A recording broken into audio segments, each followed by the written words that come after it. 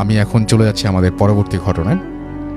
আসসালামু আলাইকুম রাসেল ভাই, আশা করি ভালোই আছেন, কারণ আপনি সবসময় ভালোর দলে একজন। আমি ঢাকা উত্তরায় থাকি, স্টুডিওতে গিয়ে ঘটনা শেয়ার করা সম্ভব নয় বলে লিখে পাঠালাম, ভালো লাগলে পড়ে শোনাবেন। তো আমি সরাসরি ঘটনায় চলে যাচ্ছি। ঘটনাটি 2012 সালে ঘটা। আমার বাপদাদার পূর্বপুরুষরা এখানে ছিল, তাই এই শহরে ছোট্ট থেকে বড় হই। শুনেছি গ্রাম নাকি অনেক সুন্দর হয়, কিন্তু আফসোস আমার গ্রামের বাড়ি নেই। আমাদের বাসাটা 3 তলা, আমরা 3য় তলায় থাকি, বাকি 1ম ও 2য় তলা ভাড়া দিয়েছি। আমাদের 2য় তলায় একজন ভাড়াটিয়ার সাথে আমাদের খুব ভালো সম্পর্ক ছিল। তারা স্বামী স্ত্রী আর একটা 6 বছরের মেয়ে নিয়ে থাকত। তাদের গ্রামের বাড়ি ছিল টাঙ্গাইল। কোনো এক কারণে, আমি এলাকাটার নাম উল্লেখ করছি না, হঠাৎ তারা একদিন আমাকে বলল তারা তাদের গ্রামের বাড়ি যাবে, এবং আমাকে বলল তাদের সাথে আমি যাব কিনা। আমি জানতে চাইলাম কেন যাব না। তারা বলল তাদের ছোট ভাইয়ের বিয়ে, তাদের নিমন্ত্রণ করেছে, তাই তারা যাচ্ছে।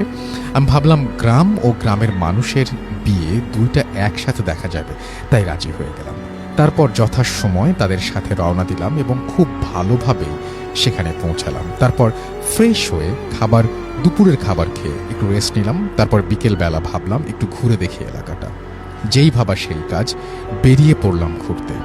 গরমের সময় গ্রামটায় ঘুরতে বেশ ভালোই লাগছিল, তবে কিছুটা অবাক হচ্ছি, কারণ এলাকায় অনেকটা গাছ, একটা থেকে 2টা সাইনবোর্ড লাগানো, আর তাতে মানুষের নাম ও তারিখ লেখা। ভাবলাম হয়তো গাছগুলোর মালিকের নাম। যাই হোক, আমি ঘুরতে লাগলাম। একটু পর একটা নদীর তীরে দাঁড়িয়ে মুগ্ধ হয়ে দেখছি। তারপর ফিরে এলাম বাসায়। তাদের বাড়ির পাশে একটা বাসার পেছনের উঠোনে একটা মাচা ছিল, সেখানে গিয়ে বসলাম। এলাকার সব জায়গা থেকে এই জায়গাটা মনে হলো একটু বেশি ঠান্ডা আর একটু বেশি বাতাস। হঠাৎ নজর গেল সেই বাড়ির উঠোনের শেষ প্রান্তে একটা গাছ দেখে। মনে হচ্ছে খুব পুরনো একটা গাছ, আর তাতে 2টা সাইনবোর্ড দেওয়া আছে। আমি গাছটির সামনে গিয়ে ভালো করে বোঝার চেষ্টা করছি এটা কি গাছ। হঠাৎ আমাদের ভাড়াটিয়ার ছোট ভাই এসে বলল, এখানে কি করেন? এটা ভালো জায়গা না, চলেন বাসায় যাই। আমি কৌতূহল নিয়ে জিজ্ঞেস করলাম, সামনের ওই বড় গাছটা কি গাছ? ওইটা বকুল গাছ। আমি অবাক হয়ে গিয়েছি এবং অবাক হয়ে দেখছি গাছটা, কারণ এত বড় বকুল ফুলের গাছ আমি এর আগে কখনোই দেখিনি। যাই হোক, আমি আর সেই ভাই চলে এলাম বাসায়। সন্ধ্যায় হালকা নাস্তা করার পর আবার সেই মাচায় গিয়ে বসলাম, কারণ গরমের মধ্যে এই জায়গাটা অনেক ঠান্ডা, খুব ভালোই লাগছে। বসে বসে মোবাইলে গান দেখছি আর কি। হঠাৎ হালকা একটা গরম বাতাস আমার বুকে পড়ল, যেমন আমার মুখের সামনে যদি কেউ এসে নিঃশ্বাস ফেললে যেমন হয়, ঠিক তেমন। পরপর 3 বার এমন হলো।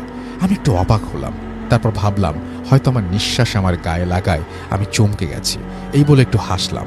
কিন্তু তার কিছুক্ষণ পর আমি পানি পড়ার শব্দ পেলাম। কেউ যদি 1 জগ পানি গাছে ওপর থেকে একেবারে ঢেলে ফেললে যেমন হয়, যেমন শব্দ হবে, ঠিক সেরকম। বাসার পেছনে লাইট না থাকায় অনেকটা অন্ধকার হয়ে আছে, বুঝলাম না ঠিক কোথায় পানি পড়লো। সব থেকে বড় কথা হলো, আমি বিকেলে ওই জায়গাটা ভালো করে দেখেছিলাম। ওখানে কোনো পানি বা পুকুর কিছুই ছিল না। পানি আসবে কোথা থেকে? এইসব ভাবতে ভাবতে আমরা সেই ভাড়াটিয়ার ভাবি তার মেয়েকে নিয়ে আমাদের কাছে আসলো। তাকে বললাম আমি এমন শব্দ পেয়েছি। সে বলল এই জায়গাটা ভালো না, এই বলে চলে আসতে বলল। আমি চলে এলাম। বলে রাখা ভালো যে গ্রামের অধিকাংশ বাড়ি টিন শেডের। তো রাতে খাবার দাবার খেয়ে শুয়ে মোবাইল নিয়ে আমি বিজি আছি।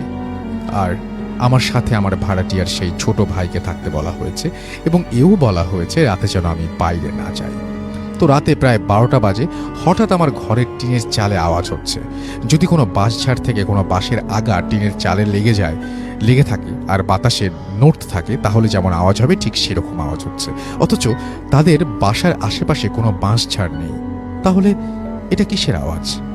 যাই হোক, আওয়াজটা কিছুটা সময় পর থেমে যায়। আমি আর পাত্তা না দিয়ে আবার ফোনের দিকে খেয়াল দিলাম। রাত 1টা দিকে আমি মোবাইল রেখে ওয়াশরুমে যাব বলে সেই ভাইকে ডাক দিলাম এবং তার সাথে ওয়াশরুমে গেলাম। একটু পরে বাড়ি থেকে বেরিয়ে দেখলাম সেই ভাইটার চেহারায় ভয়ের ছাপ। আমি জিজ্ঞেস করলাম কি হয়েছে? সে বলল কিচ্ছু না, জলদি ঘরে চলেন। আমি তার সাথে ঘরে গিয়ে জিজ্ঞেস করলাম, কি হয়েছে বলেন, আপনি ভয় পেলেন কিভাবে? সে বলল, কিছু না। আমি জোর করে অনুরোধ করার পরেও সে কিছু বলল না। অতঃপর শুয়ে পড়লাম। সকালে ঘুম থেকে উঠে দেখি সবাই অনেক আগেই উঠে পড়েছে। আমি বাইরে বেরিয়ে দেখি সবাই চুপচাপ। আমি আর কিছু জিজ্ঞেস করিনি, যদিও আমার মনে একটু খটকা থেকেই গেছে। সকালবেলা খাওয়ার পর আমাকে সেই ভাই আবার বলল, আমাদের সাথে মার্কেটে যাবেন, বিয়ের কিছু শপিং করতে হবে। আমি বললাম, যেতে পারি, একটা শর্তে, যদি কাল রাতে কেন ভয় পেয়েছেন সেটা আমাকে বলেন, তাহলে যাব। সে আর কিছু না বলে চলে গেল। আমি কিছুটা মন খারাপ করলাম দেখে সে আবার এসে বলল, রাতে বলবো, তুমি সাবধানে থেকো, এই বলে চলে গেল। আমিও সেই অপেক্ষায় ছিলাম। সবাই চলে যাওয়ার পর বাসায় চাচি, ভাবি আর তার মেয়ে আছে। আমি গিয়ে চাচির সাথে কথা বলতে শুরু করলাম। চাচি আমাকে বলল, আজ তুমি কোথাও ঘুরতে চেও না? আমি বললাম, কেন চাচি? সে বলল, এই এলাকাটা তেমন ভালো না, তাছাড়া তুমি এখানে নতুন, পরে কিছু হলে তোমার ফ্যামিলির লোকজনদের খারাপ লাগবে। আমি বললাম, এখানে কি ডাকাতি বা গাছ নিয়ে মারামারি হয় নাকি? কারণ অনেক গাছে দেখলাম মালিকের নাম লেখা। চাচি কিছুক্ষণ চুপ থেকে বলল, ওগুলো মালিকের নাম নয়। আমি অবাক হয়ে জিজ্ঞেস করলাম, তাহলে ওগুলো কার নাম? চাচি বলল, আমাদের এলাকায় প্রায় রাতেই মানুষ নিখোঁজ হয়, তাদের পরের দিন সকালেই তাদের লাশ পাওয়া যায়। কোনো না কোনো এক গাছের ডালে ফাঁস লেগে ঝুলে আছে, কিন্তু কেন বা কিভাবে মারা যায় তা কেউ জানে না। আর এমনটা বেশি হওয়ায় লাশের ডেড বডিটা বা লাশের যেখানে মারা গেছে সেই জায়গাটা মনে রাখার জন্য সেই গাছে তার নাম ও মারা যাওয়ার তারিখ লিখে সাইনবোর্ড দিয়ে রাখে। আমি অবাক হয়ে জিজ্ঞেস করলাম, তাহলে পাশের বাসার পেছনে সেই বকুল গাছটা ওখানে? এটুকু বলতেই চাচি আমাকে থামিয়ে দিয়ে বলতে লাগলেন, ওই বাসায় 3 ভাই ছিল, তার মধ্যে বড় 2 জন ওই গাছেই মারা যায়। তারপর চাচি হলুদ বাটার কাজে লেগে যান, কারণ আগামীকাল সেই ভাইয়ের গায়ে হলুদ ছিল। আমি এই কথাগুলো ভাবতে ভাবতে সেই বকুল গাছের কাছে যাই আর অবাক হয়ে দেখতে থাকি গাছটার দিকে। ভাবতে ভাবতে এতটাই গভীরে চলে যাই, মনে হচ্ছে লাশ 2টা ওখানেই ঝুলছে। আমি আন্দাজ করতে পারছি। হঠাৎ ওই বাড়িতে কল চাপার আওয়াজ শুনতে পাই। আমি আস্তে আস্তে সেই বাড়িতে ঢুকি, আর সেই বাড়িটা আন্টি দেখি যে কল চাপছে। আমি সালাম দিলাম। উনি আমাকে বললেন, আরে তুমি ওদের মেহমান তাই না? আমি বললাম, জি, সম্মতি দিলাম। উনি বললেন, বসো। তো তুমি কি মনে করে আমাদের বাড়িতে? আমি বললাম, এমনি একটু হাঁটছি, আসলে চেয়েছিলাম একটু ঘুরবো, কিন্তু চাচি যেতে মানা করলো, বলল এলাকাটা ভালো না, তাই আপনার সাথে গল্প করতে আসলাম। তারপর আমি আন্টিকে আমতামতা করে বললাম, আন্টি, আপনার বড় ছেলে মারা যায় কিভাবে? বলে আমি আন্টির দিকে তাকিয়ে বুঝলাম অনেক বড় ভুল একটা প্রশ্ন করে ফেলেছি। আন্টি কিছুক্ষণ আমার দিকে তাকিয়ে থেকে বলতে লাগলেন, আমি আন্টির কথা স্বরূপ লিখছি, জানি না কি থেকে কি হয়ে গেল।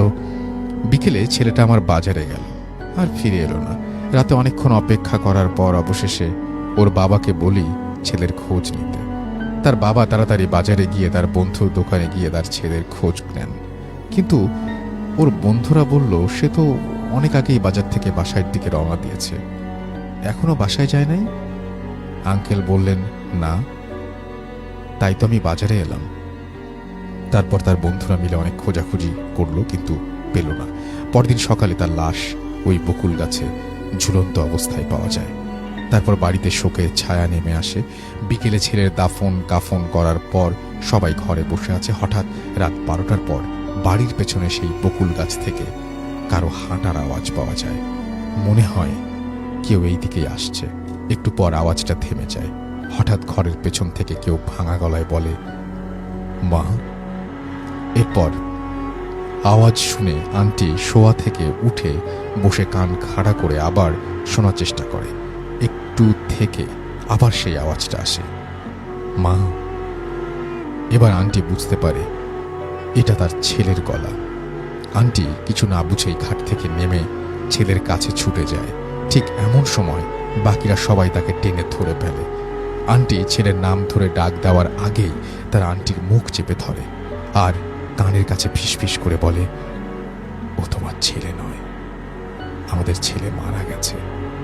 ঠিক এমন সময় আবার আওয়াজ এলো, মা। তারপর আমার মেজো ছেলে বলে, কে কে ওখানে? তারপর আর কোনো আওয়াজ আসে না। তারপর থেকে প্রায় রাতে তাদের ঘরের পেছনে কেউ এসে টিনে টোকা দেয়। আবার মাঝরাতে কারো হাঁটার আওয়াজ পাওয়া যায়। একদিন আমার মেজো ছেলে তার রাতে টয়লেটে যায় কাজ, এবং টয়লেট থেকে ফেরার সময় সে কৌতূহলে গিয়ে দেখতে চায় যে কে ওখানে। টিনের গেটটা হালকা ফাঁকা ছিল, সেখানে চোখ রেখে দেখতে পায় সাদা কাপড় পরা একজন ওখানে হাঁটছে। একটু ভালো করে দেখার জন্য গেটটা খুলে আর একটু ফাঁকা করতে গেলে টিন থেকে একটা আওয়াজ বের হয়। আবার সাথে সেই অবয়বটার দিকে তাকায়, আর সে দেখতে পায় সেই অবয়বটা আর কেউ নয়, তার বড় ভাই। এইটুকু দেখে সে সেন্সলেস হয়ে যায়। যখন তার সেন্স আসে তখন তার ঘরে আবিষ্কার করে সে নিজেকে, আর তার পাশে তার বাবা মা ছোট ভাইকে দেখতে পায়। তারপর সে সেন্সলেস হওয়ার কারণ জানতে চাইলে রাতের সব ঘটনা খুলে বলে। তারপর সবাই চিন্তায় পড়ে যায়, যাকে কিছুদিন আগে কবর দিয়ে আসলাম সে কিভাবে বাড়ির পেছনে হাঁটাহাঁটি করবে। কেউ কেউ বলে এটা খারাপ চিন। তারপর তার কিছু আগে আন্টির মেজো ছেলে বন্ধুদের সাথে আড্ডা দিতে থাকে এবং ফিরে আসে না। অনেক খোঁজাখুঁজির পর তাকে পাওয়া যায়। সবার মাঝে সেই একই চিন্তা বিরাজ করে। পরদিন সকালে সবার চিন্তাকে সঠিক করে সেই লাশ বকুল গাছে পাওয়া যায়। আন্টি এইটুকু বলেই আঁচল দিয়ে মুখ মুছতে লাগলেন। আমি তার আর কিছু জিজ্ঞেস করতে পারলাম না। চলে এলাম বাসায়। রাতে খাওয়ার পর আমি সেই ভাইকে রাতের কথা জিজ্ঞেস করলে সে আমাকে বলে, আমি টয়লেটে ঢোকার পর সে এদিক ওদিক তাকাতেই দেখতে পায় আমাদের ঘরের পেছন দিক দিয়ে একটা সাদা অবয়ব সোজা সেই বকুল গাছের দিকে চলে যায় এবং বকুল গাছের নিচে যে মিলিয়ে যায়। এটা দেখে সে খুব ভয় পায়, আর সে ভালো করেই জানে বকুল গাছের নিচে রাতে কে হাঁটে। আমি তাকে রাতের সেই টিনের আওয়াজের কথা বললে সে বলে, আমরা প্রায় এমন আওয়াজ শুনি। প্রথম ভয় লাগলেও এখন আর পাত্তা দিই না।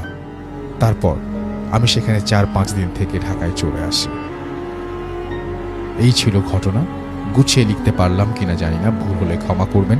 আর ঘটনাটা ভালো লাগলে পড়ে শোনাবেন। আমার ঘটনা ও লেখাগুলো ভালো লাগলে আমাকে জানাবেন, তাহলে উৎসাহের সাথে আরও ঘটনা লিখে পাঠাবো। আমার কাছে আমার নানুকে নিয়ে জিন সম্পর্কে বেশ কিছু ঘটনা আছে। ভূত এফএম দীর্ঘজীবী হোক। আমার নাম ও ঠিকানা গোপন রাখার অনুরোধ করছি।